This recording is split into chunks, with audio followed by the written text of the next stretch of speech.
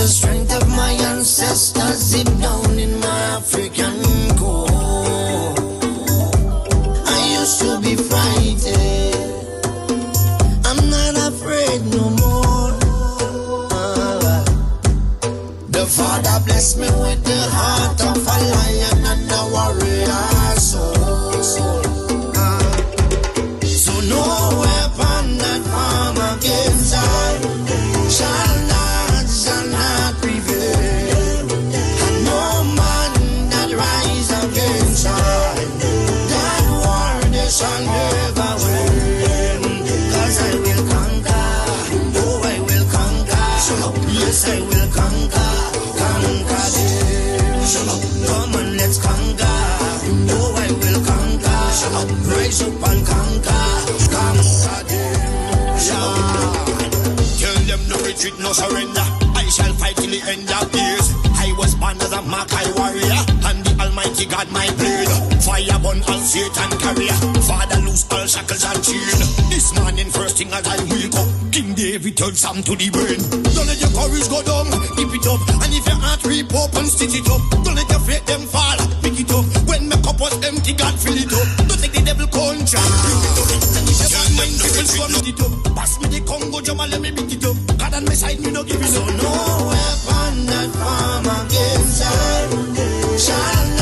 shall not prevail. And no man that rise against I, that war they shall never win. 'Cause I will conquer, oh I will conquer, yes I will conquer, conquer them. Come on, let's conquer, oh I will conquer, rise up and conquer, conquer them. Thank you, Father. I want to say thank you, Lord. You are everything, Father. Thank you. Father, you alone shall guide me. No man shall lead my path. In the wind I hear your quiet whispers, and you heal my broken heart. Even some of my friends turn enemies, and they pray for right to feel. And remember you gave us your only begotten son, but we gave him the wound of love. Send down your warriors with the hello, they carry down to the end of days. No matter how the devil try trick me, unto you my soul I will give. Father, I know this storm is coming, I can see the high tide rage. Without you there is no other. Could there be that we decisive? No weapon that form against I shall not prevail. And no man that rise against I, that war they shall never win. 'Cause I will conquer, oh I will conquer, yes I will conquer, conquer them. Come on, let's conquer, oh I will conquer, rise up and conquer, conquer them. I am a man, I am a champion, I am a warrior. So who are you to tell me that I cannot make? Who are you to tell me that I am not the greatest thing that God ever created?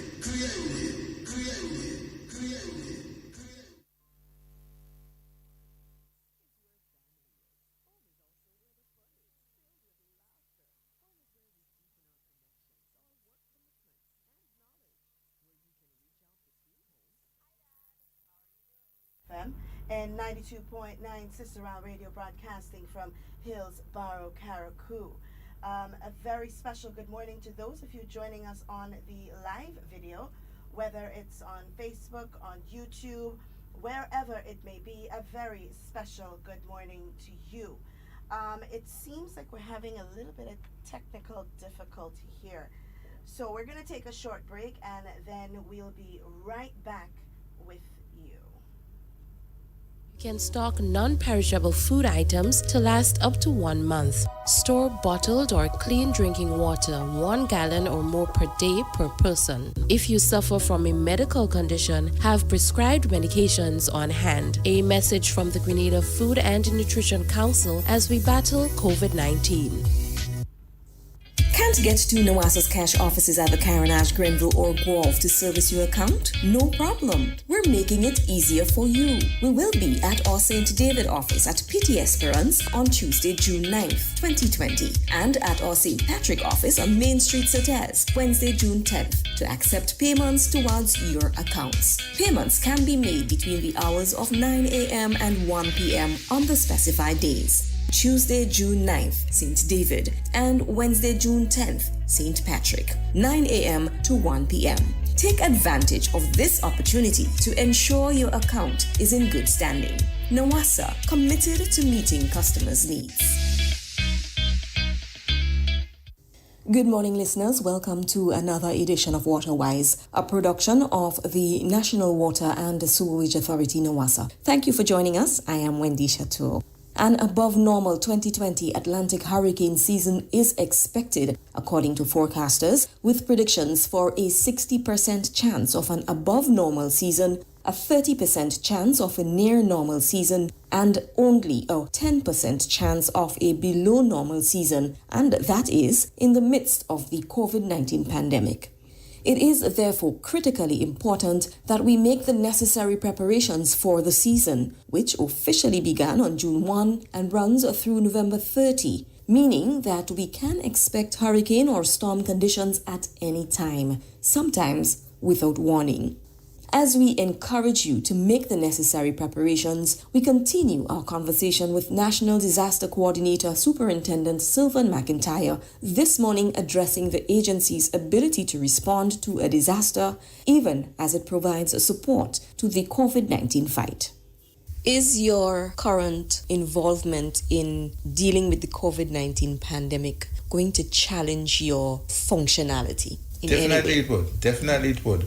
It has given us a lot to think about regionally as well, because I was one of the first person to have raised it early when we had the threat of COVID, saying to them, being one of the most experienced within the region, I was able to use the science and the return periods and the activities to say to them, listen, it is likely we are going to be going into COVID, and these are some of the things that we need to be prepared for. One of it was looking at the state of emergency, when it's going to call, how it's going to be called, because you usually have that when there is an event that is likely to impact the nation.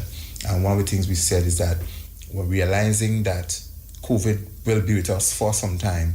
The discussion was, how do we prepare to go into the hurricane season with COVID? And understanding that there would be a state of emergency for Grenada, would still go into the hurricane season with that state of emergency. In addition to that, the COVID-19 safety protocols that have been adopted, we also have to adopt that for our shelters. Once you are going to be having persons in shared space, you will have to be able to walk the distances, the spaces that people need to occupy, and the activities therein. For instance, the shelters that we are going to be using, we must identify isolation area in the event that somebody come down with some of the symptoms. In addition to that, outside of the symptoms, you must have the standing protocol, the washing, sanitization, etc. These are some things that must be in place. In addition, you would want to have the mask, or in some cases, full PPEs may have to be on site in the event that one of our health persons have to interact with somebody who is identified as COVID positive. And these are some of the challenges. So it gives us a lot to think about, and with limited time, we just have to walk it through, and hopefully we can get on top of it. But because, as I said, we have been in operation mode for the last couple of months, we are getting through with most of it. Superintendent Sylvan McIntyre, Grenada's National Disaster Coordinator. Of course, we can't forget how essential water is to safeguarding life before, during, and after a hurricane, and it is even more important now with the COVID-19 pandemic. Unfortunately, however, several factors can affect supply in the event of a tropical storm or hurricane, making it necessary to ensure your household has an adequate stored water supply in the event that there is a disruption. We urge you to make the necessary preparations for the hurricane season. That's our time with you this morning. On behalf of the entire team at Nawasa, I am Wendy Chateau, wishing you a fantastic day. Don't forget to follow us on Facebook, Instagram, and Twitter, and subscribe to our YouTube channel to stay connected. Can't get to Nawasa's cash offices at the Carriacou, Grenville, or Guelph to service your account? No problem. We're making it easier for you. We will be at our St. David office at PT Esperance on Tuesday, June 9th, 2020, and at our St. Patrick office on Main Street, Certes, Wednesday, June 10th, to accept payments towards your accounts. Payments can be made between the hours of 9 a.m. and 1 p.m. on the specified days. Tuesday, June 9th, St. David, and Wednesday, June 10th, St. Patrick, 9 a.m. to 1 p.m. Take advantage of this opportunity to ensure your account is in good standing. Nawasa, committed to meeting customers' needs.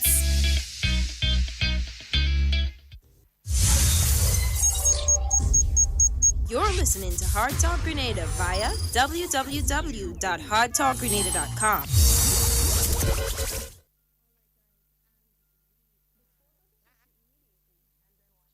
Seems like, oh, there we go. All right. This morning is a very special morning. Good morning to all of you who would have joined us after, those of you tuning in on YouTube, on Facebook, on WhatsApp, wherever you may be tuning in, good morning to you. This morning we're going to have a very special guest with us. And our conversation this morning is going to highlight positive growth as an individual, positivity, a positive mind, self-growth, and also respect. You know, because that is something that has been bothering me for the past couple months. We've had a number of cases where people just, they lack just common respect. You know, we don't know who to respect anymore. Sometimes we lose sight or understanding of what respect actually is. So we are going to speak a bit about that this morning. But before we go into that, I just want to give you guys a quick update. Let me just. We spoke about agriculture yesterday, and it's been noted, and I want to pull it up so I can read it to you, that the People's Republic of China has come to the aid of the Ministry of Agriculture by gifting the cause of food and nutrition security. Millions of dollars worth of machinery and materials, marking 15 years of technical cooperation in agriculture agreement between the two countries. All right. So they would have received $1.2 million worth of wheeled tractors, trucks, rotary tillers, among other tools and fertilizers, right? And yesterday we spoke a lot about agriculture, what can be done in agriculture, what we can do to help sustain agriculture or to make agriculture bigger and better in this country. And what we spoke about directly had to do with the mindset change that we have to make towards agriculture in order for the sector to grow. You know, while government has to do their part in ensuring that the environment is right for the development, we must also do our part. And we actually have the biggest role of all in making sure that agriculture becomes a more sustainable sector in our country, a bigger sector in our country. We have the biggest role to play because we are the ones that must now support the farmers.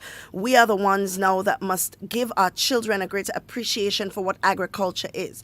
We are the ones that must now change our mindset from looking at farming as a means to an end, you know, as looking at farming as hard labor, at looking at farming as something that you do when you don't have any other choice. You know, even fishermen, I've heard people say that already. People go and fish because, well, they can't do nothing else, so they go and fish. And we need to look at the sector differently. We need to appreciate it for what it is as a whole. You know, so once we do that, once we've accomplished that, then things will start falling into place because it's a process. You know, we can't just say pump more money, pump more materials, give the farmers more support. But then at the end of the day, when we do that, the locals, us, the citizens, don't put as much support into farming as we need to. Therefore, it can't grow as it should. All right? So we have to keep that in mind. I want to address a question, quickly that came to me via WhatsApp. Somebody is asking, why is the government making changes today to be effective tomorrow? Example, allowing restaurants and so on. I want you guys to understand this. When the government gives the right away, or the COVID committee or gives the right away for business to open. So for example, we learned on Tuesday that restaurants and gyms and so on were now given the green light to operate. That does not mean that they're telling you, okay, we're giving you the green light, so you're expected to open today. No, they're giving you the green light so that you can start making preparations to reopen your business. Now, a lot of business people should have already started making those preparations, even though they were not given the right away, because at some point you have to have known that you would have to open eventually, right? And of course, protocols must be in place for the safety of the people that you deal with. So I don't understand why there is this big issue surrounding, well, government said today for tomorrow that gyms should open, or government said today for tomorrow that restaurants with sit-in customers can now operate and so on. They're not telling you do it today. They're saying that as of yesterday, you have the go-ahead to do it. So however long it takes for you to meet the criteria to follow that coincides with the protocol, then do that. All right? Let's not make an issue out of something that is just so minute. It's very minute, you know? That's not even something that we should be discussing, but because the question was asked, I felt it necessary to shed some light on it. So even though the protocols were given yesterday or were effective yesterday, that does not mean that they want you to open yesterday. It means that now you have the green light to go ahead and to operate, make sure that you have everything in place for the guidelines or according to the guidelines that they have put in place for the safety of the Grenadian public. So I want us to understand that, and I want us to appreciate that they're doing a very hard job. And sometimes in life, and this is going to fall directly into what we're going to discuss today. Not everything that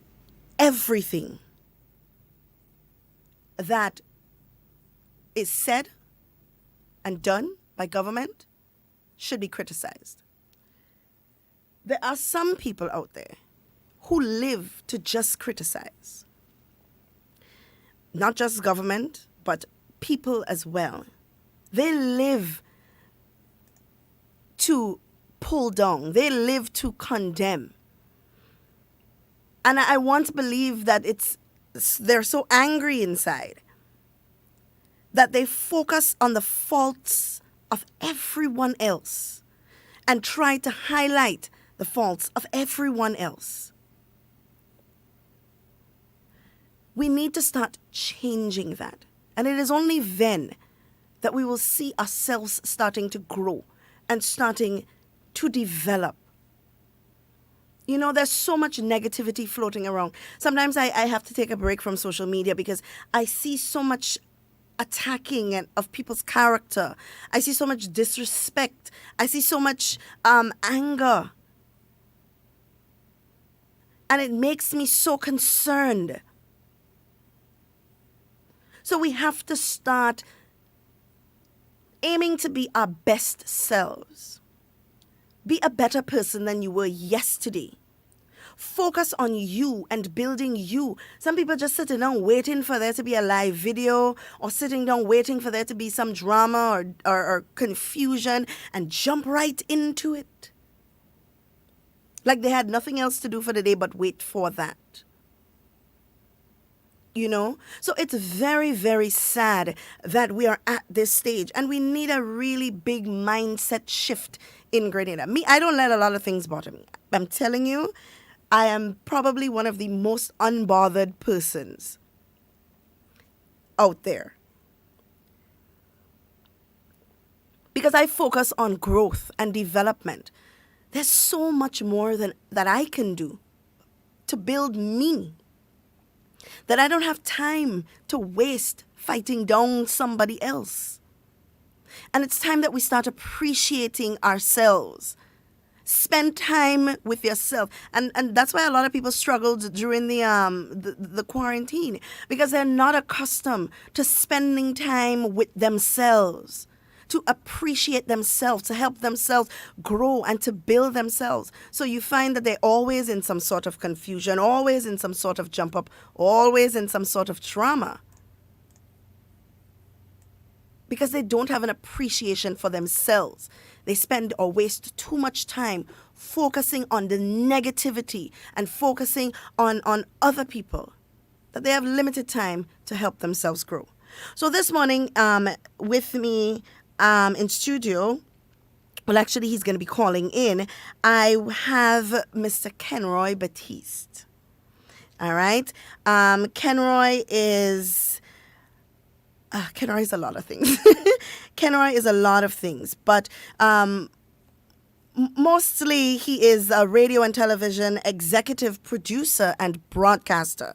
All right? He owns and operates the program called Inspire Humanity, which I believe most of us should tune into, because it's such a wonderful motivational program, and some of us need a little motivation. And he's going to be joining me this morning, and we're going to talk about respect. We're going to talk about becoming the best you that you can be. You know, how do you ignore all of the negative noise around you and focus on building you? You know, and we chose respect because I've realized that as of late, a lot of people don't have, trust me, no respect. You don't respect people. You don't respect institution. You just don't have no respect. And I've been trying to find out for the longest while, why is it? What do we hope to gain and benefit from all of this negativity that we are spreading? All right. So I do have Mr. Kenroy Batiste on the line. Half hour. If all you only know who joined me in studio, come and tell me about half hour.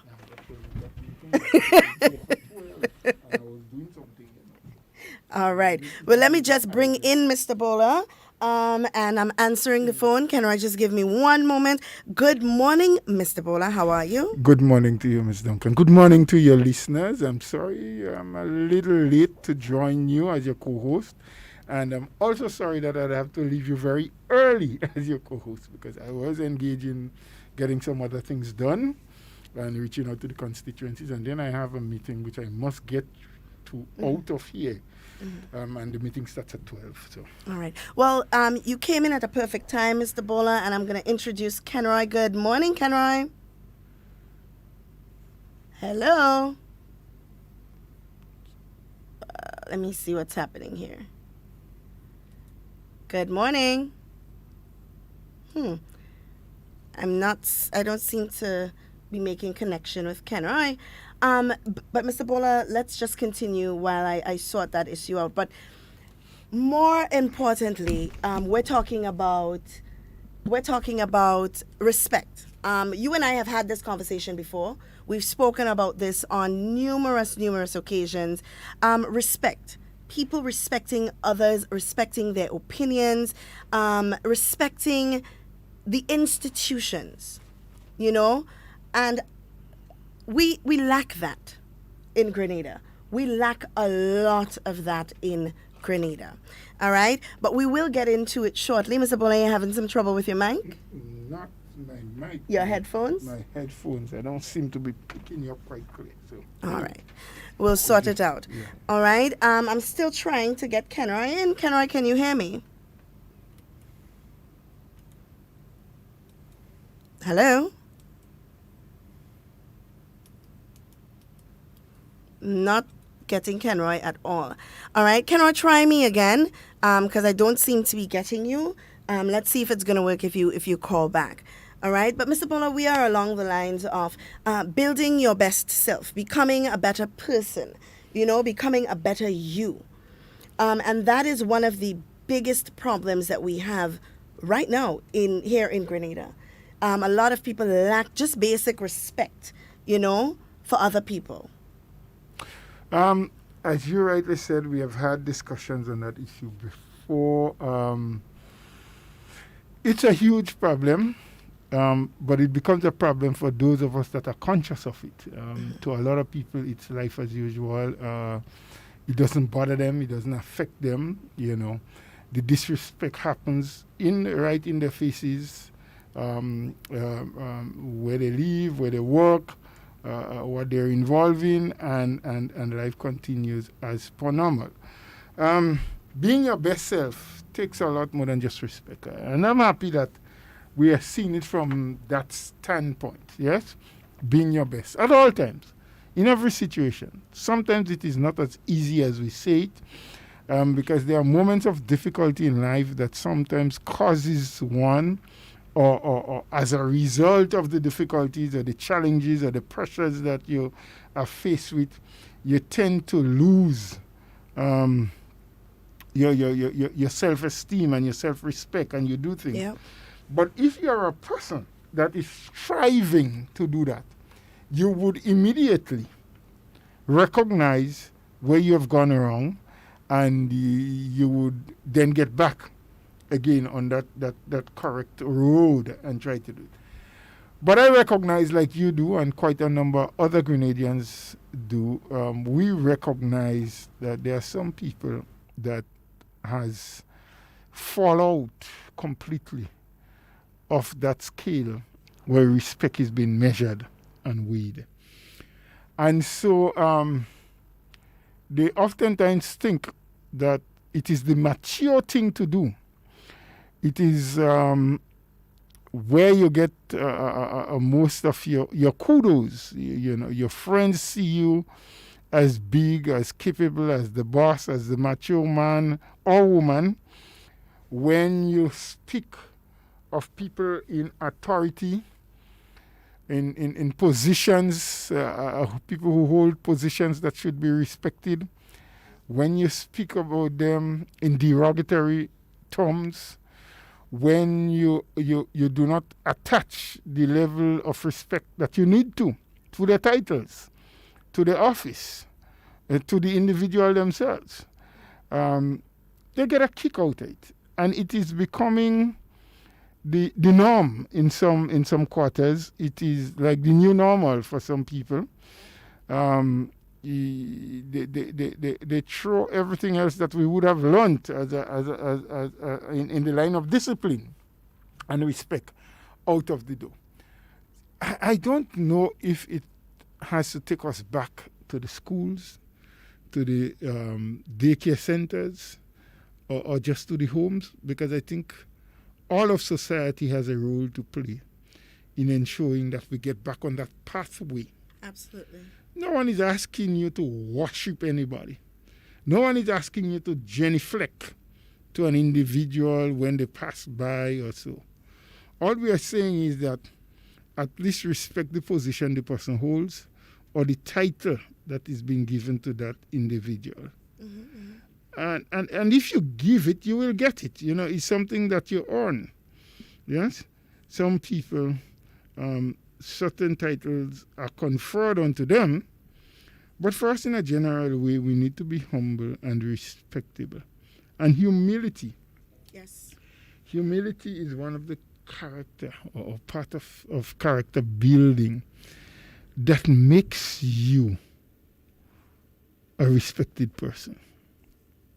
And for some of us who cannot, understand or cannot bear to be humble, we oftentimes are being humbled by the same environment or in the same environment that we operate in.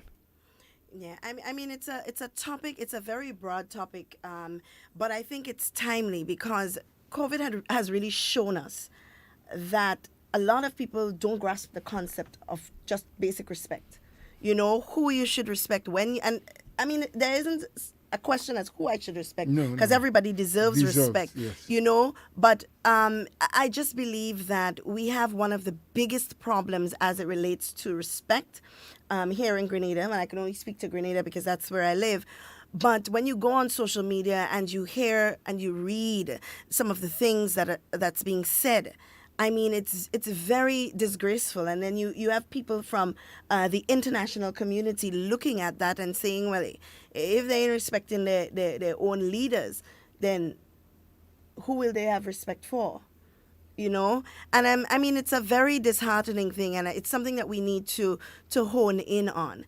You know, a lot of people need to take time and reflect on their lives, reflect on what it is that I'm doing. What am I focusing on that has me in the position that I'm in? What do I need to pay more attention to help me build and grow as an individual? So I see a call coming in on WhatsApp. We're trying to get Kenroy in with us. Let's see. Oh, there we go. Hello, good morning. Good morning. Hi, good morning, Kenroy. How are you?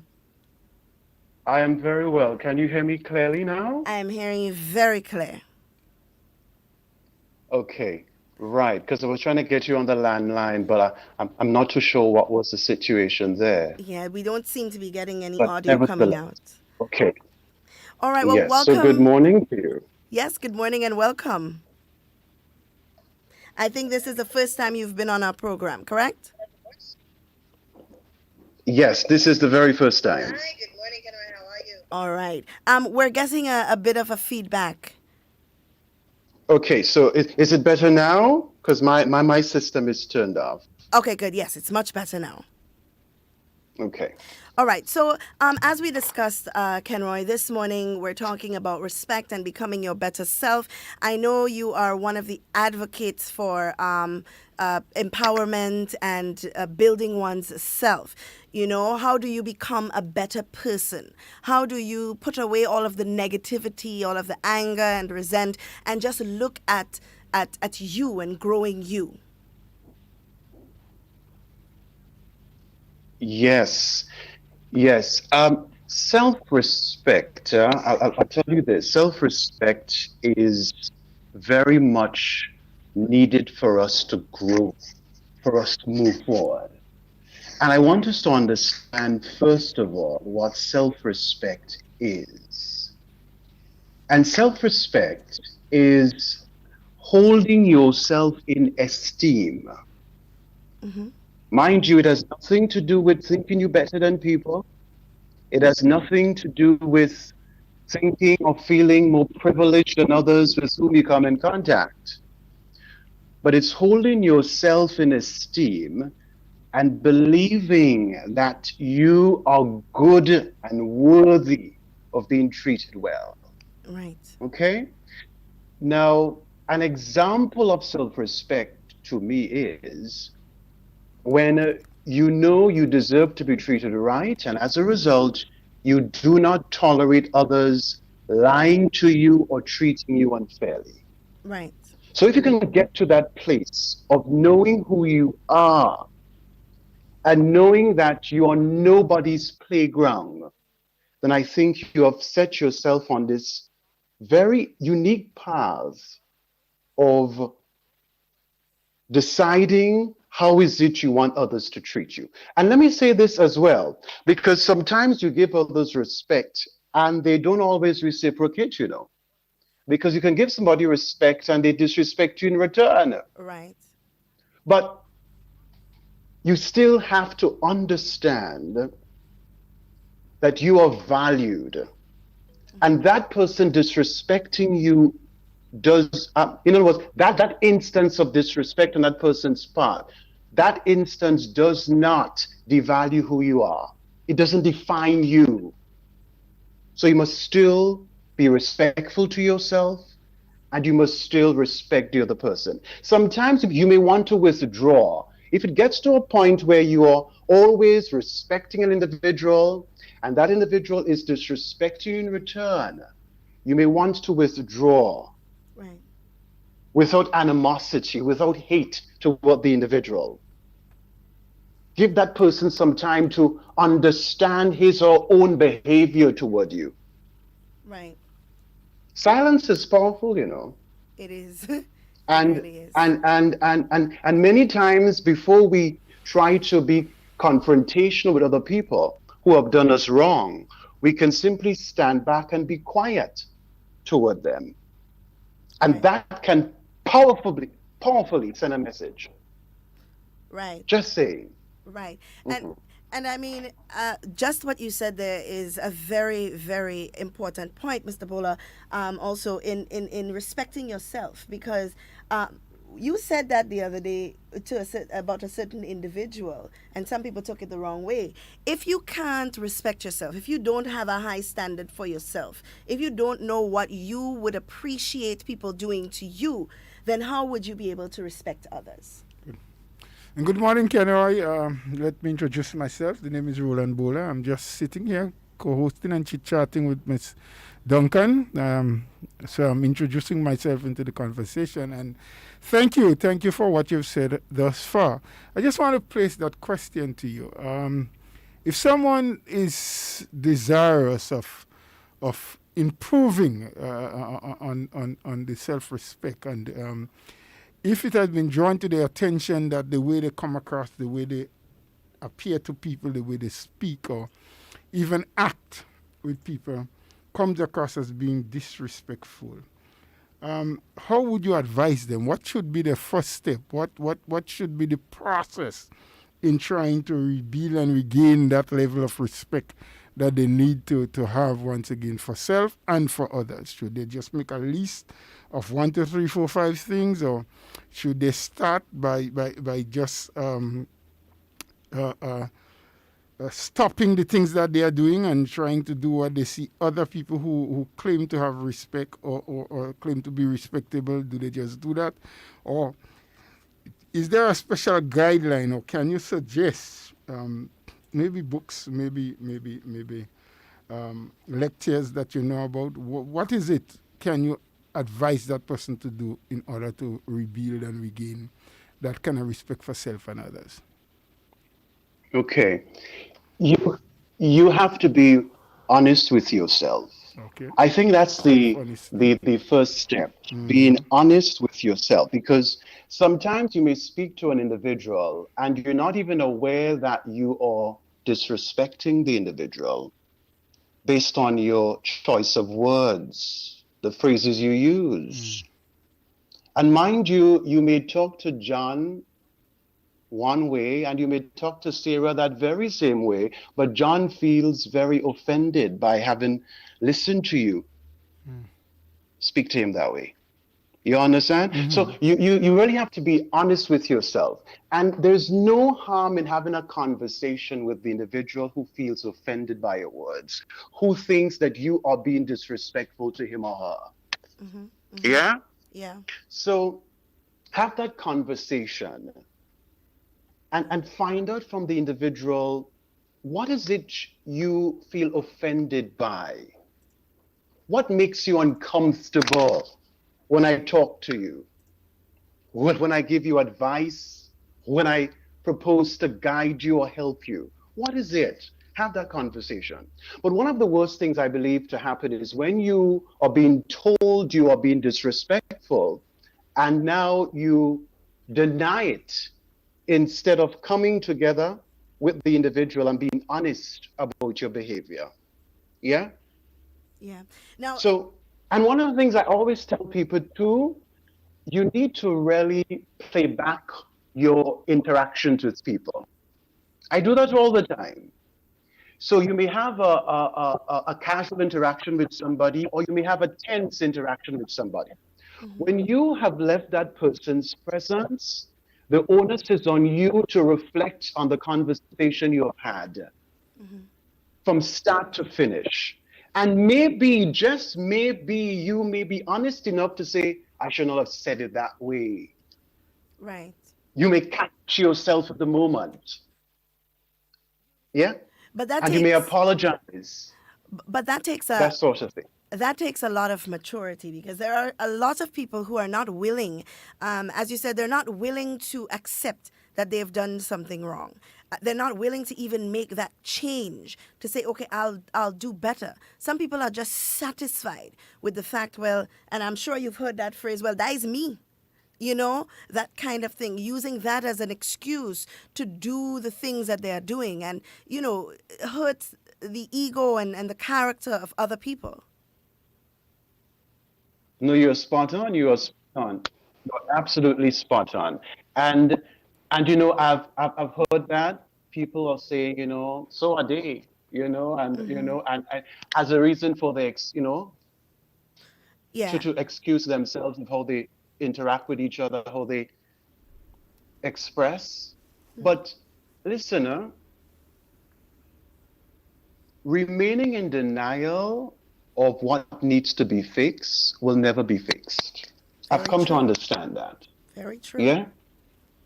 And you really have to be man enough or woman enough to say, listen, I have messed up. I'm not proud of it. And I want to make it right. Yeah. Before you can fix anything, you have to literally admit that there is a problem. Yep. And we have to get to the place where we are always blaming other people for problems or blaming other people for the way we behave. You are responsible for you. You are responsible for you. People can influence you. People can attempt to coerce you into doing something or saying something, but ultimately you are responsible for you. And so the blame has to start with you. Yep. Yep. So, You follow? Go ahead. yeah, Kenroy. So I get that. Honesty, self-acceptance, analyzing and some introspection, knowing where I went wrong, what I didn't do right, you accept it, and probably making the amends. Now, what do you do and how do you deal with people now who knows, who accept, who's quite aware, sensible, educated enough to know that what they're doing is wrong, to know that they are disrespecting, but because it appeals to the ego of some fans and a few people who like it, because they get a tap on the back from a few people, because who and the institutions or the people that they are disrespecting may well be enemies of a few people. And as we say in the local terms, they feel heavy when they do it. How do you get to these people without trying to bash them at the same time, but trying to get them to wrap around their heads, hey, what you are doing is not a sensible thing. It doesn't make you more mature. It doesn't make you more professional. It doesn't make you more loved, except by a few people who thinks what you're doing is good. So they are aware, they know it, they're conscious of it, but they'd like to continue it because somewhere in the subconscious or something about the ego is being bloated as a result of that. How do you then deal with this, Yes. with this kind of people? Yes, you are spot on, Mr. Bowler. And I usually say to people, and I remind myself that when you know better, you do better. Bring light to that space where there is no light. Bring light. And some people may become very wary, very tired because they're bringing light to an individual, and the individual seems to be resisting the light they bring. So they become discouraged. But you have to bring light to people as best you can. One of the things I do, I try not to be confrontational with people. It may be hard sometimes, especially when you know what they're doing is one, disrespectful, two, misleads people, three, is just a downright lie. And so you feel compelled to bring some light. I usually advise people to speak your truth. Speak your truth. Drop it into the universe. There will always be people who agree with you, and yes, there will be people who disagree with you. All right? But speak your truth. Yeah.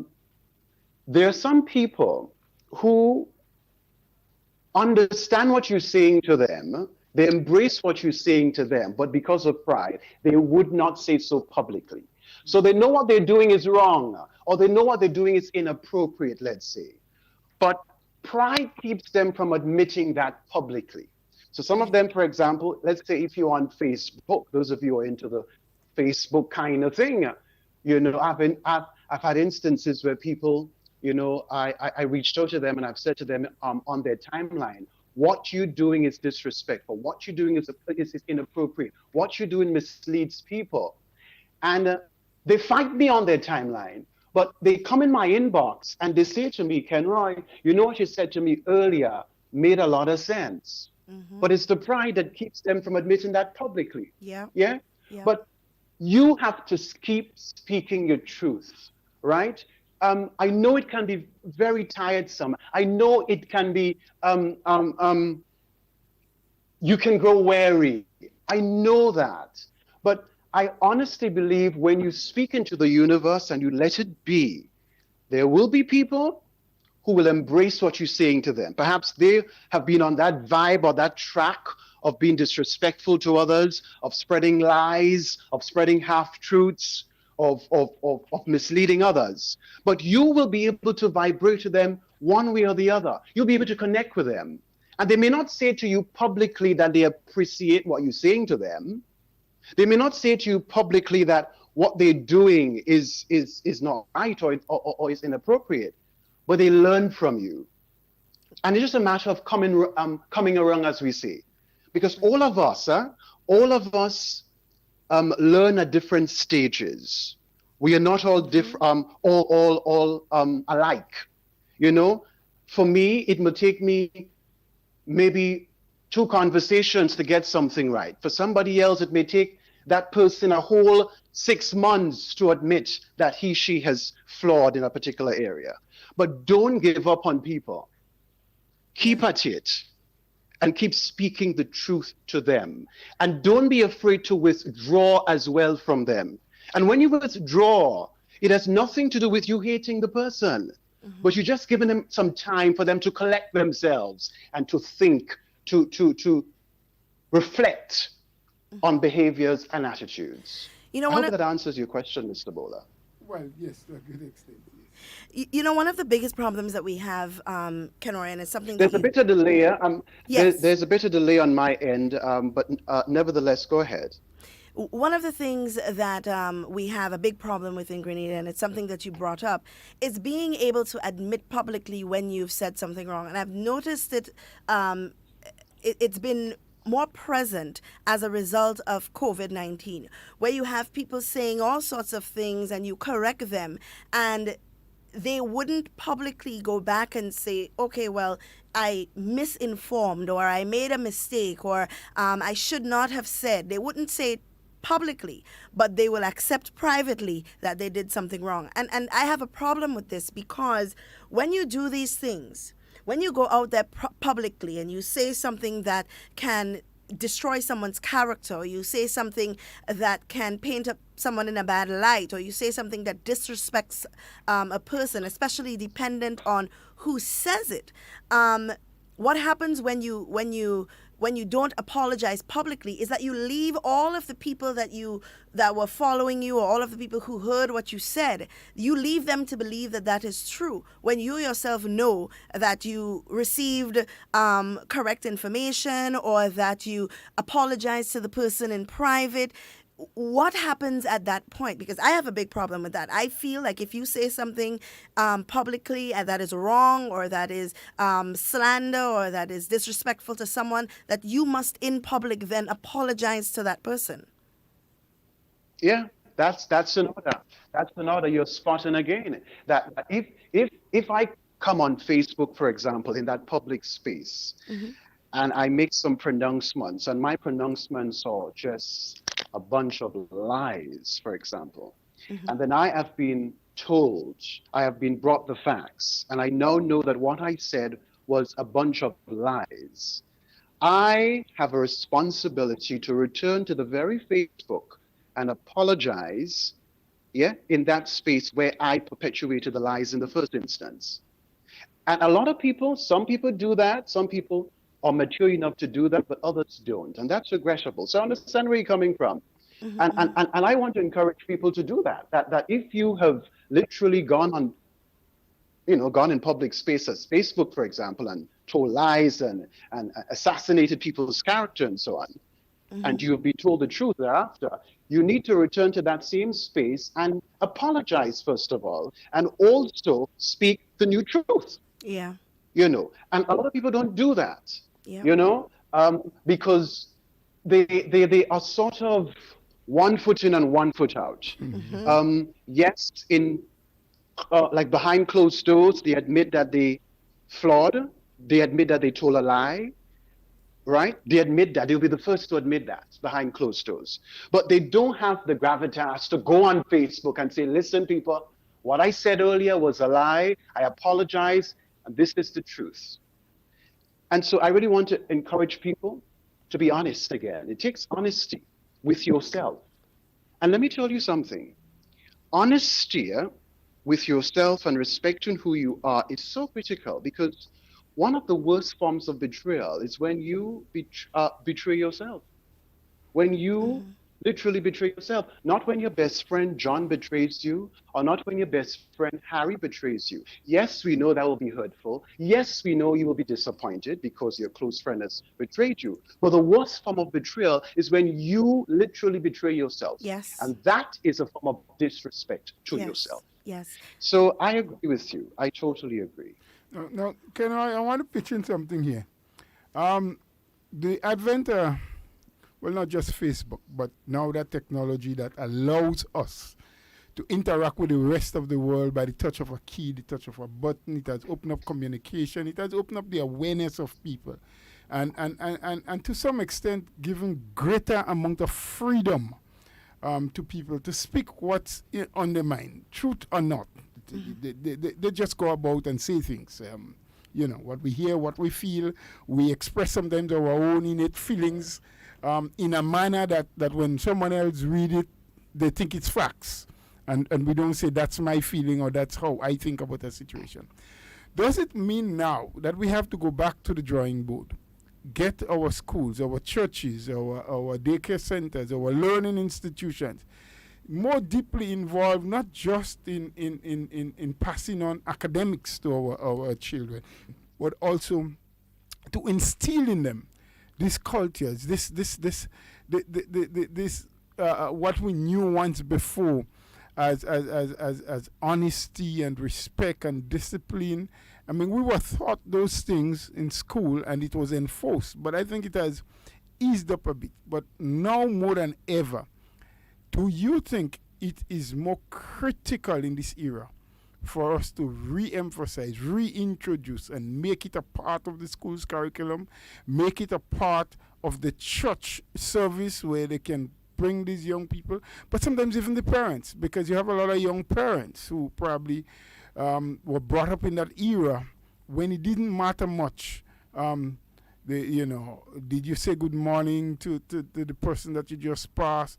Did you say to the man that was walking ahead of you, hello, sir, look, you dropped this, and give it back to him? Or do you take it because he dropped it, he didn't know, and it is your fine now? I mean, how do we get people back again to that point where they recognize respect for self and others is important, having the common courtesy to say please and thank you, being conscious of what we put out in the media? Because sometimes I'm amazed. I'm not a Facebook fan, but sometimes when things are passed on to me or showed to me, what people put about themselves, photos, the things they say, things that meant to be private that you've done in your own space in your bedroom, by the time you're complete, it's out on Facebook. I mean, where have we gone wrong? And where should we pull the curtain down? What again can we do to re-engage our people, to re-establish the self-discipline, the respect, the honesty, the courtesy that we once had? Yeah. I mean, social media, right? The platforms that are social media have literally brought out the best in some of us as well as the worst. I mean, it's the hard reality, okay? Because there are people who are using social media platforms to do a lot of great things. They are empowering people, they are building minds, they are shaping lives, building communities, all the good stuff. But there are also people who are using social media for the absolute worst. And that's so regrettable. you mentioned values, Mr. Bola, and you're so correct, because what I've realized as well is we may grow up in a particular family with values. We go to school and these values are even strengthened at the school level. But then we reach on social media and everything goes out the window. Everything goes out the window. And so I usually say, we conveniently uphold values. So we uphold values when we are outside of social media, when perhaps we are at home or when we are at school. But once we land on social media, all values, all of them literally go out the window. And that's regrettable. We have to understand in my book, because everything and everything I'm saying to you here, I usually have to remind myself of this, because I too must understand that. Okay, I'm part of the mix. Yeah.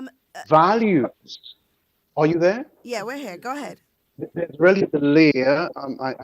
I apologize. I suspect WhatsApp is sort of acting up today, but there's really a delay. But can you hear me clearly? Yes, we can. Go ahead. Okay, go ahead. Okay, right.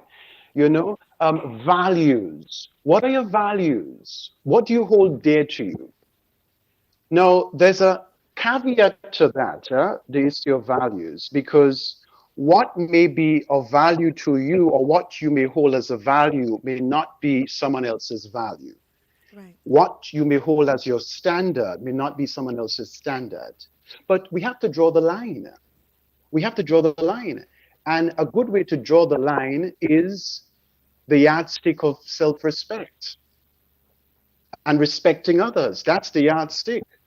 Yeah. So if, for example, you are doing something which just completely, outrightly disrespects an individual, even if what you are doing is perhaps in your book upholding your value system, but if it disrespects another individual, you need to watch that. Yeah? You literally need to watch that. Yeah. So not because something is a value to you, you were raised on this particular value. Let's say, for example, and I want to give you a specific example so you understand what I'm talking about. Yeah. There are some people, for example, and I'm not being religious on your program, mind you, but I just want to make a particular point. There are some people who are raised a particular way, some women, for example, who believe that in order to be modest, they have to wear a skirt that is over their knees. Okay, and that's okay. That's brilliant. That's your value. In your book, that's your yardstick for modesty. Right. However, somebody another female may wear a skirt perhaps which is exactly on her knee or a little above the knee. Right. And to you, that is not being modest, that is being inappropriate. And so you opt to disrespect that female because that female doesn't line up. What that female does not line up with your value of what modesty should be like. So, values are very, very ticklish, but at the very core, you must have values. And when you have the values, you must respect yourself and respect others, even if they do not line up with your values. Right. Now, not too sure whether you're following me with this particular point, but I just wanted to just find out from you before I proceed. No, I absolutely agree, and I believe in that because, and we have a lot of it happening, especially here in the Caribbean, when there's a clash between the younger and the older generation, and what the older generation would hold as values, and the younger generation they don't really see it. They see it. You're right. That is correct. And then you have an issue where instead of trying to guide, we're very responsible for this, we tend to condemn, and that's why we see a lot of young people pulling away from the values of the older generations, and very good values at that, values that can help build a good character. But it is not, the problem is not the values, but the problem is that we don't teach the values. We try to impose it on young people by shunning the things that they do, whether publicly or privately, and not in the best way. It's the approach that is the problem. Yes. Well, You, let me you just used pitch in some a words little that were bit, Kenway, very just important. before you You answer to that.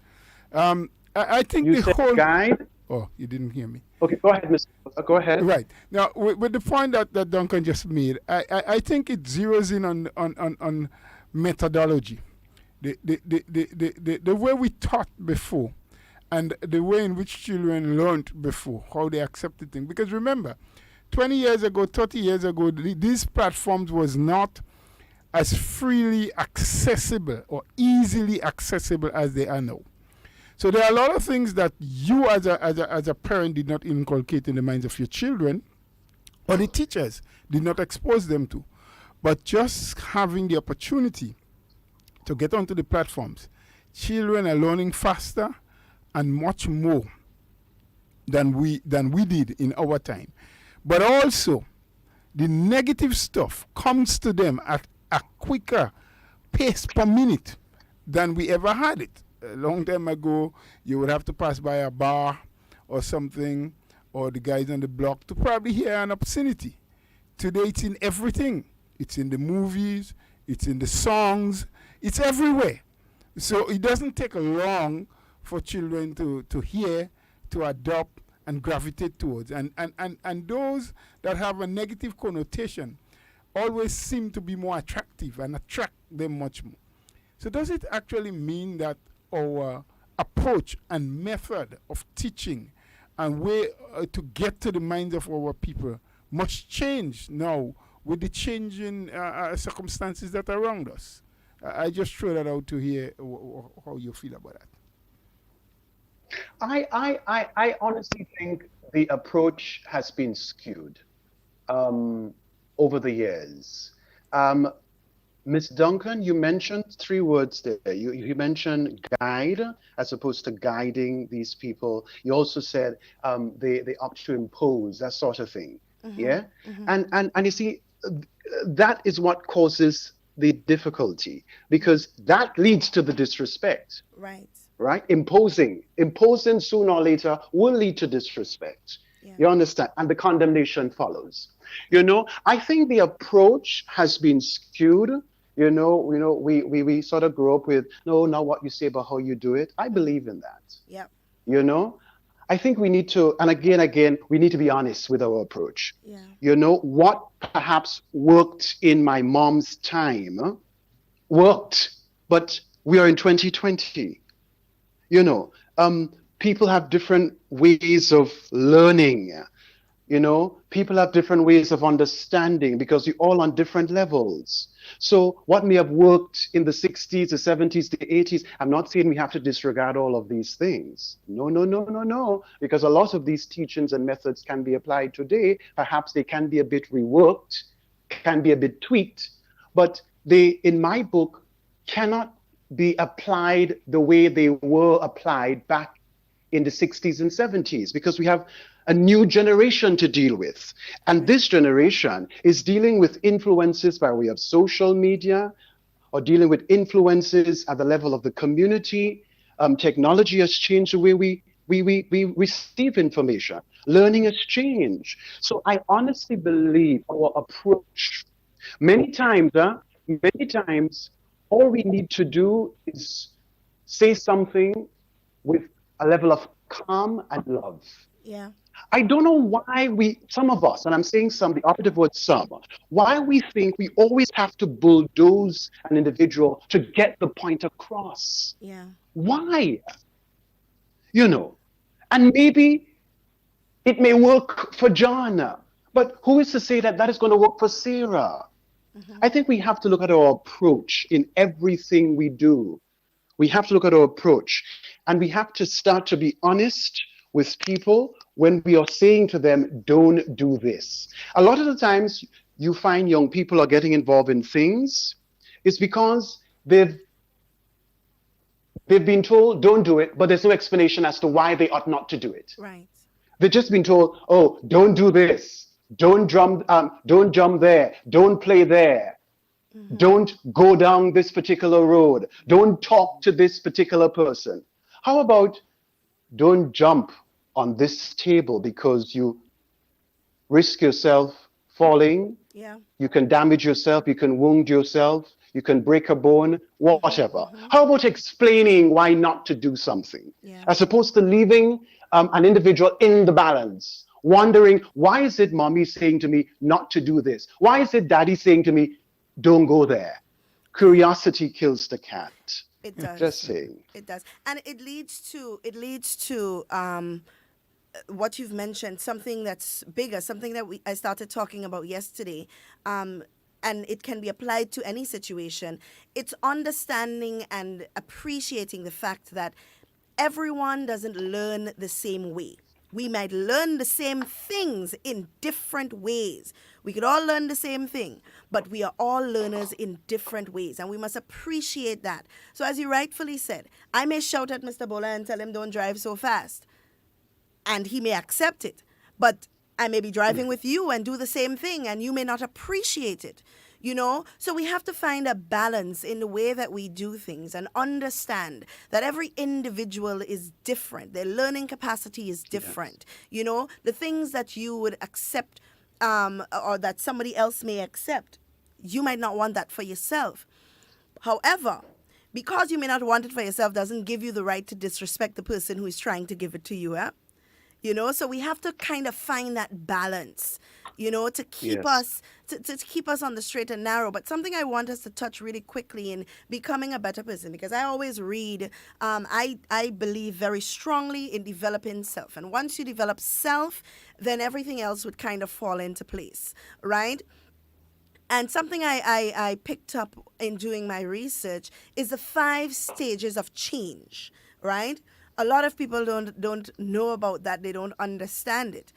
The 5 stages of change, and that is pre-contemplation, which is ignoring the problem, which is what we're very good at. Human beings are very good at ignoring the problem, right? But then there's there's contemplation, which is becoming aware of the problem, becoming aware that the fact that you have a problem that needs to be dealt with. All right? Then preparation. So you've accepted the problem and now you're ready to change. You're beginning the process. All right? But then it goes further to action, putting an actionable plan in place to meet that goal, to fix the problems that you have. And then, of course, maintenance, which is maintaining the behavior or the change that you have just appreciated. No, you've shared some very interesting and pertinent information. You're spot on. And I endorse every bit of it. And that is a very critical part relative to becoming your best self. And I just want to add to it and to say to you that another thing you can do is to manage your expectations of others. Yeah. Yep. Like, seriously. Yep. Manage your expectations of others. Because when you don't, you see, everything is so linked, so intertwined. Because when you don't, you even prevent yourself from disrespecting them. Yeah. Listen, I have come to understand that when you are able to not expect too much from people, and that's on the journey to becoming your best self, mind you. When you are able to accept that people will do stupid things, people will do things which will hurt you, disappoint you, but knowing full well that you are still enough, you are not devalued in any way, you are still operating at on 6 cylinders, you're able to see things a lot better. Yes. For example, you might be driving and you give somebody an opportunity to come out of a particular parking lot. So you stop for the individual and you wait for that person to come out. If you tell yourself that that person is supposed to say thank you, mind you, I encourage that. That is showing courtesy. But if you condition yourself to think every day that whenever you stop for someone to pass, that person is obligated to say thank you, and that person does not say thank you, yeah, that response from the person, even if that person says nothing, but there's still a response, a silent response, that can literally crush you. Yeah. That can make you feel bad about what you believe in. But when you step into society and you say, you know what, even if the person, in other words, if the person says thank you or the person does not say thank you, it's still okay. Right. That I am not going to flare up. I'm not going to hurl insults at the person. I'm not going to disrespect the person because he or she has not said thank you. When you can learn to manage your expectations of other individuals with whom you come in contact, this is one of the things you can do to be your best self. Yeah. Because it means you can control your response, even if you're in a difficult situation. Yeah. Another thing you can do, and I'm sort of reinforcing the points you made there, by mind you, all the points are beautiful, and I endorse all of them. Another thing you can do as a supporting point, know that you are responsible for you. Yes. I sort of touched on that briefly at the beginning, but just to cement this point, know that you are responsible for you. That as you journey life, you'll meet all kinds of people, wonderful people along your journey. They'll give you opportunities to grow, to blossom, to soar. They'll give you that platform. But you must know that ultimately, the decisions you make, the actions you take, are all on you. So when things don't go right the way you want things to go, don't blame other people. Don't blame them. Look at what you have done wrong. Evaluate what you've done and make amends if you're honest with yourself. All right? So that's the second thing. Then you also have to take initiative for your development. Yes. Yes. And I want to make a point here now, because this point may sort of cement it in a particular way. The government, for example, whichever government forms today, may give you the enabling environment to be your best self, to become an entrepreneur. Perhaps you've always dreamt of becoming an entrepreneur and doing well in that particular industry, whichever that is. The government may provide the enabling environment for you to soar. But if you don't take initiative, if you don't pound the pavement, if you don't do the work, the enabling environment amounts to naught. Yeah. You have to take initiative for your development. People can guide you. People can offer support to you. People can give you the best of advice out there. Yeah. But if you don't accept that your moving forward depends entirely on you, you are going to remain at ground zero. And that's just the reality. Oh, gosh. You have to take initiative for who you are. And don't blame other people because things are not going your way. Yeah. Kenroy, you speak so a I'll book. Stop here for now. You speak a book, Kenroy. Well, I mean, you've been saying so much that it's so good. When you stop, you make me feel like I was going to miss a lot, because Kenroy, I really have to run now. I have to disappear from here. I have a place to get get a meeting started at 12. But thank you so very much. I think you have shared quite a lot. There may be more as you and Ms. Duncan continues to chit-chat until it's 12, I guess, or whenever you can make it for. But with hope, I hope I'll get the opportunity to be on a program again at some time in the future where we can continue the discussion. Yes. It doesn't have to be about respect and discipline, but, about self-development, because I think so many of our people need to hear this and need to understand that the destiny is in their own hands. And I love that last part. Doesn't matter what is being done for you, be it by government, by your parents, by your friends, by, organizations in your community. At the end of the day, it is up to each and every one of us as individuals to either accept or deny the opportunities that are created for us. Do have yourself a wonderful day, Kenroy. Ms. Duncan, you take care. And of course, to the listening public, I have to disappear now, but the program continues. Thank you very much. All right. Now, thank you, Mr. Bola. Thank you so much for taking part in the conversation. Okay. Now, I do want to hone in, Kenroy, on what you just said, because that is something that I have been advocating for the longest time. And people don't understand, a lot of people don't understand that you as an individual, you are responsible for you. Every decision, every choice that you make is your responsibility.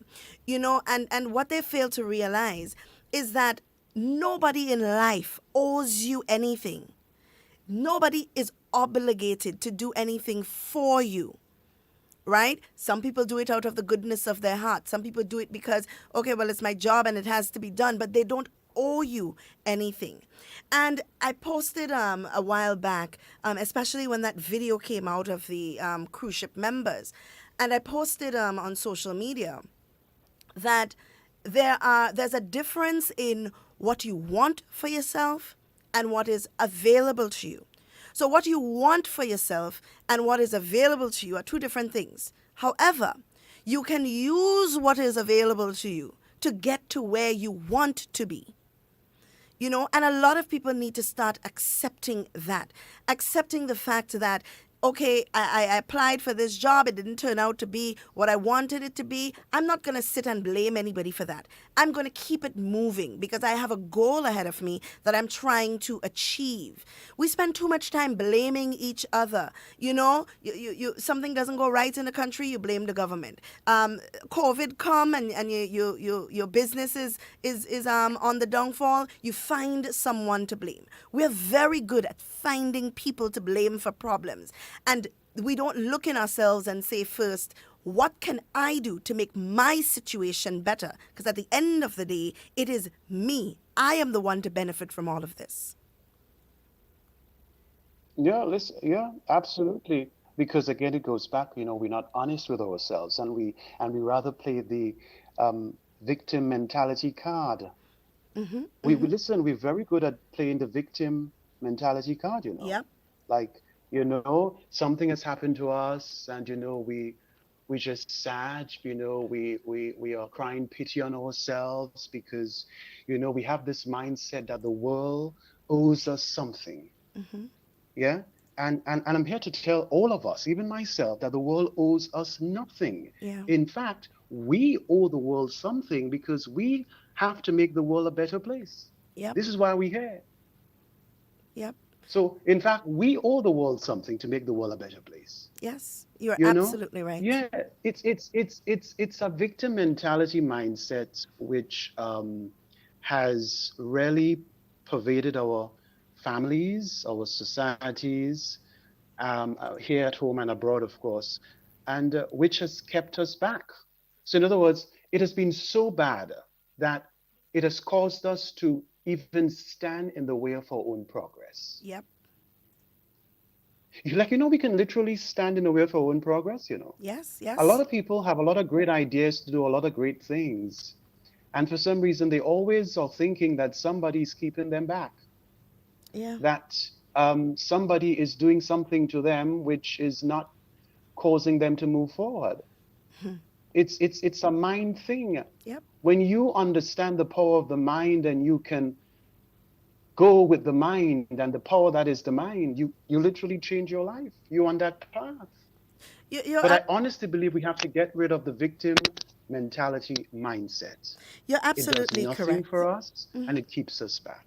You're absolutely correct, Kenroy, because I see it every day. I listen to it on call-in programs, and I hear people saying, oh, the government is to blame, and oh, this person is to blame. And I've never heard someone say, well, this happened, and I'm looking in myself to see, well, what could have caused it. And you're so right. We do have a very big victim mentality in Grenada, where we it's so much easier for us to point our finger in the next direction than to say, look, this has happened. It's disappointing, but I need to move forward. And that's why we find a lot of people, they've met some challenge or some roadblock along the way, and they've just given up because they feel as though, well, that's the end of it. I'm disappointed. And going back to what you said earlier, our expectations of people must not be so high that when they disappoint us, we can't move from there. That's right. Listen, this is just a beautiful conversation, I have to say, and I want to encourage you to have more of these from time to time. I know you have your own agenda relative to what you focus on, but I really want to encourage you to if it's once a month, whatever the timeline, to have that sort of conversation, because I think for us to move forward, we need to understand who we are. It has to Absolutely. start there. Yeah, Absolutely. understand who we are and what is it we bring to this world, you Absolutely. know? Now, So I really applaud you for this. And I also want to say, um, and perhaps this, earlier you asked me about being your best self and how people can be, their best selves. So I really want to pick up another point just before I move on. There's a tendency for us to compare who we are with other people. So we see, for example, John is moving ahead, or we perceive John to be moving ahead. Let's use the word perceive, because yeah. not everything you see is actually real. But, we perceive John is moving ahead in life. And so we think something has to be so wrong with us. Why are we not at the level John is at? Right. We are comparing ourselves to John. And everybody's different. Yeah. Everybody's different, because you know why? Success is not generic. Success is not generic. What is success to John may not necessarily be success to you, and vice Yeah. versa, because everybody is on his or own journey. Yes. This is why I usually advise people to live at your own pace. Yep. Yeah? Do things because you want to do these things, because these things contribute to your happiness, your peace, and these things help individuals and the Yeah. wider society. In other words, you're not doing a thing because John is doing it and because you want to identify with John doing it. You're doing it because you want to do it. It gives you happiness, it gives you peace, and it is pure, it is wholesome, it is good for humanity. So stop comparing yourself with others. Yeah. And that's one of the ways you can take the pressure off yourself. Yeah. I guarantee you, when you stop comparing yourself with other people, your pressure is going to be reduced in a Absolutely. great way. Absolutely. Do that, please. Absolutely. Do that. But more importantly, Kenroy, one of the biggest things that we have to understand, and it goes along the line of humility. I may have grown up in a situation that wasn't the best, right? And circumstances gave me an opportunity to build myself. I took advantage of the opportunities that were afforded to me, and I'm able to now build myself, right? One of the biggest problems we have, when you get to that level, you tend to turn around and look at people that haven't reached that level yet as if they are less than. And we have a big problem with that in Grenada. And I once said, you never let the opportunities that were afforded to you, you never treat them as if they make you better than anyone else. Let them humble you, because they are blessings. And as fast as somebody can rise, they can fall as well. So we have to learn to be humble. We have to learn to appreciate, help, be responsible for our own actions. But most importantly, and one of the biggest problems we have in Grenada, is humility. Once somebody feel like they have arrived, well, you can't talk to them again. You're not at their level. And I feel it for a lot of people, because, and that also brings into perspective people who have risen and don't want to see others rise to meet the occasion. So they would do everything to block you from rising as well. We have a big problem with that. No, we do. Real talk, we do. And you see that part you mentioned there about blocking people who are trying to be successful. You see, people do that when they are not secure in who they are. Again, if you know who you are and you understand what you bring to the world, you will not be preoccupied in trying to block somebody because you perceive him or her to be a threat to you. You will allow a person to flourish, to be him or herself, to be him or her, like his or her best self, in other words. Yeah. It is such a beautiful thing to watch somebody who is thriving and to say, how can I learn a thing or two from that person? Yep. How can I grow? What teachable moment is there for me Yeah. when I look on, relative to that individual? As opposed to, you know what? Let me see how I can tear him or her down because I don't like him or her. Yeah. And many of the times it's enveloped in jealousy. It's enveloped in that. Yeah. Because you see, people see a lack in themselves, some people, mind you, when they see others thriving.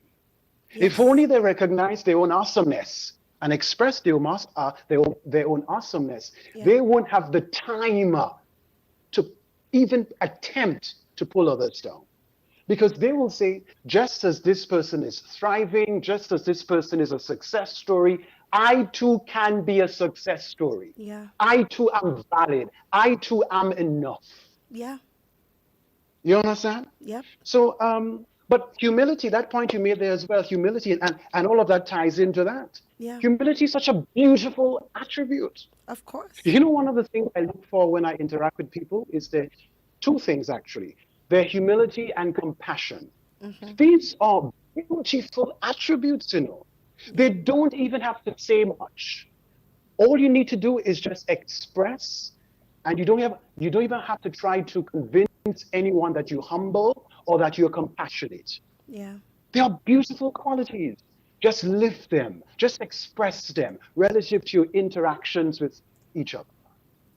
And when you do that, you put yourself in a very good space with individuals. They may not necessarily be fond of you, but you know what they will say? Mm-hmm. I agree with Ken Roy. He always shares some sort of perspective, but I respect him, you know. Yeah. I respect his views, Mm-hmm. even though I don't agree with his views. Yeah. Because the fact of the matter is, we all can agree to respectfully disagree. To respectfully, and that is important, Kenroy, to respectfully disagree. You don't have to, and I keep saying that, we don't have to disagree and be disagreeable at the same time. We don't have to agree with everybody on everything. It's okay. And that just shows more and more that we are all different people and we all look at things in different ways. But we have a big problem on social media. Before you put up something that is your opinion or your point, or, you know, people want to drag your character through the mud simply because they don't agree with you. But I always say I would post anything on social media. I would engage in any conversation under anybody's post with respect. I don't disrespect anybody, and I would appreciate, and I say that often, that if you approach me with respect. You can disagree with me, that's fine. We can have a whole argument and hug it out after. But once we go down the line of disrespecting or trying to assassinate or calling me names and all of these things, that is where the problem begins. And we have a lot of that happening in Grenada. And I often say, some people take it as a joke, but I'm serious. Some people deserve to only be posting pictures on social media because they don't know how to handle dealing with other people. Listen, you are spot on. You are spot on. Because you know what I've come to understand too? When they can't defend, they deflect. Yes. You know? So you're talking about a particular issue, you're sharing your views, how you feel, how you think, and they disagree with you. They can't defend themselves relative to participating in that discussion. And so the easiest thing for them, so it seems, is for them to attack your character. Yes. That's what they jump to. You know? They don't debate the issue. It's like, you know, deliberately ignoring the message and shooting the messenger, that sort of thing. Yes. Of course, we specialize in that. But that is not a good way to operate. Don't do that. Grow from that. And I get that, you know, perhaps at some point in your life you may be doing that sort of thing, but you have to grow. You have to grow. You can't be a 1 cent all the days of your life. You have to grow. Yes. So I have some provision for, okay, at some period in a particular person's life, he or she may not be mentally mature for certain conversations. So that person may opt to attack, yeah, Yeah. because he or she is defenseless, that sort of thing. Yeah. But when you have reached that level of maturity and you know better, do Yeah. better. Yeah. Do better. Address the issue. Stay away from attacking individuals. Yeah. But regrettably, this is the world in which we live. Not everybody has matured to that level. And so for some people, it takes a bit of time. But you know what I do when I come across people who resort to attacking my character as opposed to not talking the issue at hand? Yeah. I've learned to ignore. I've learned to be silent. I've learned to keep scrolling, that sort of thing. And these are my ways of controlling who I am, because self-control to me is very important. Yeah.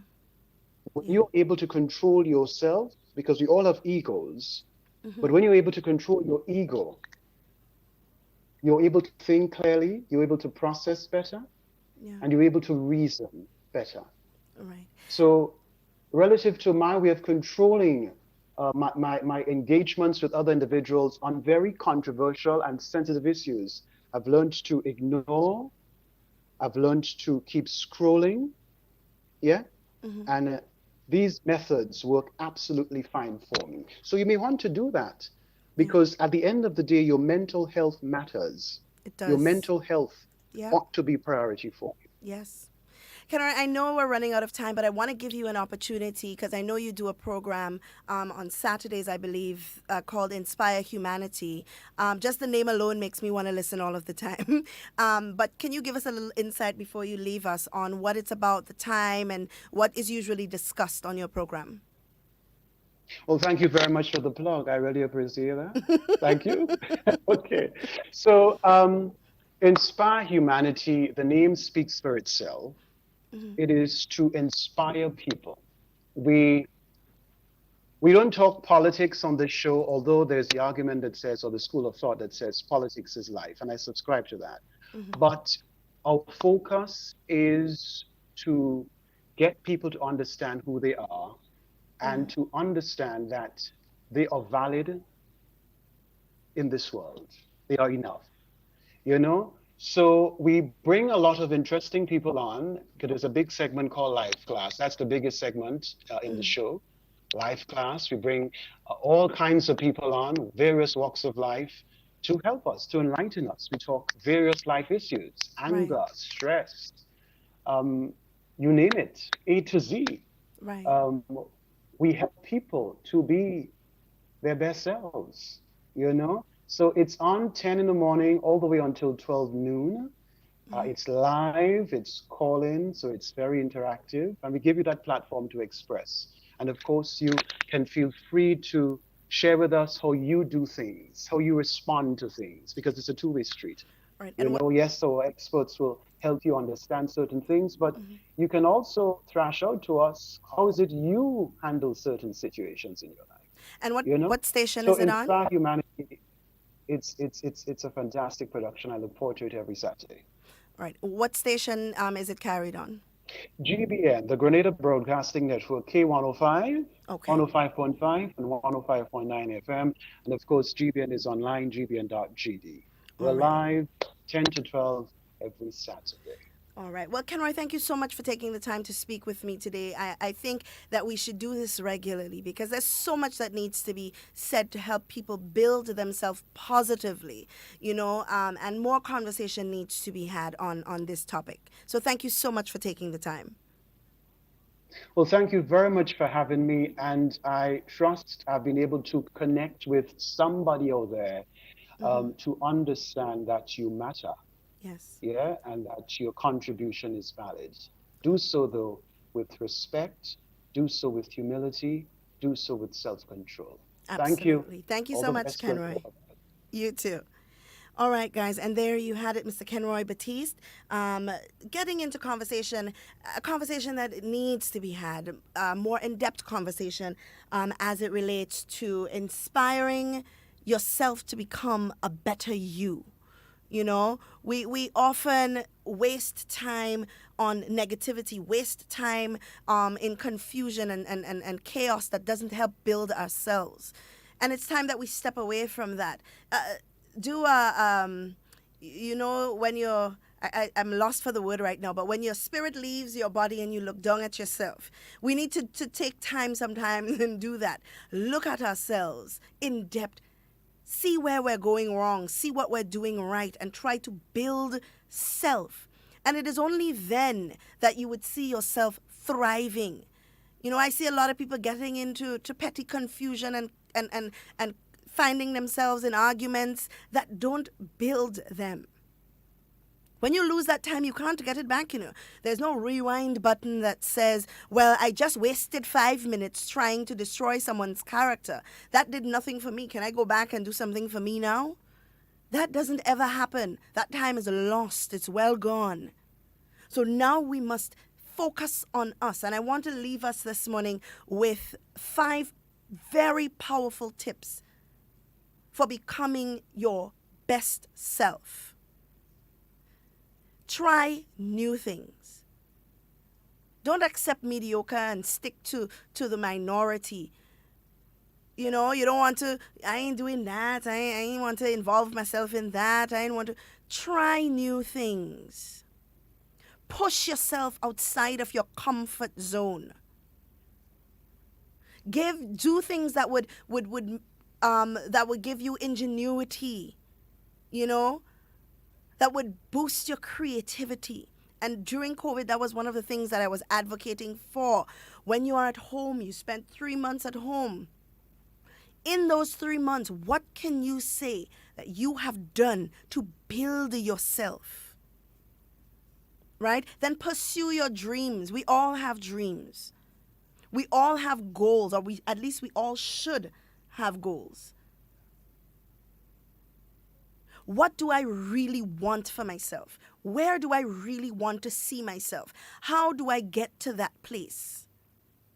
Start asking yourself those questions.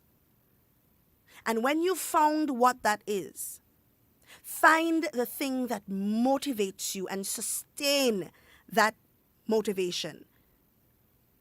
Inspire yourself to become greater. Because only you can inspire you. You are the only person responsible for you. Hone in on good habits. I'm telling you, this is one of the most important ones. Hone in on good. That's why I always say I choose to be positive. I choose to stay away from the negativity because it adds nothing to my life. I've created for myself habits that are character building, insightful, encouraging for me. So I am able to motivate myself every single day to do what I'm doing because I know why I'm doing it. And then lastly, and most importantly, focus on self-care.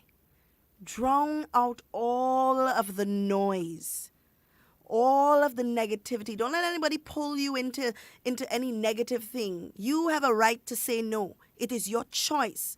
You can't say, well, Jane influenced me. No. Build yourself. Take care of yourself.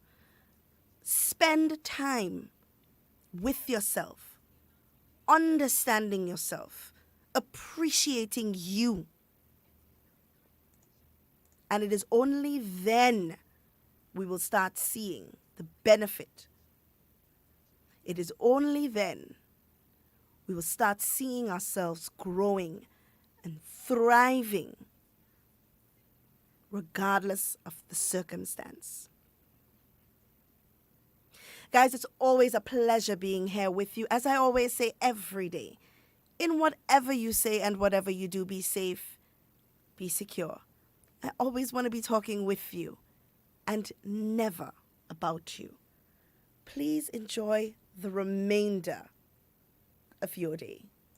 Stay up to date with all that's happening with the new national party, NNP. Send us a message via text or WhatsApp on 405-8683 with your name, email, and constituency. Stay in the know with NNP. Get updated.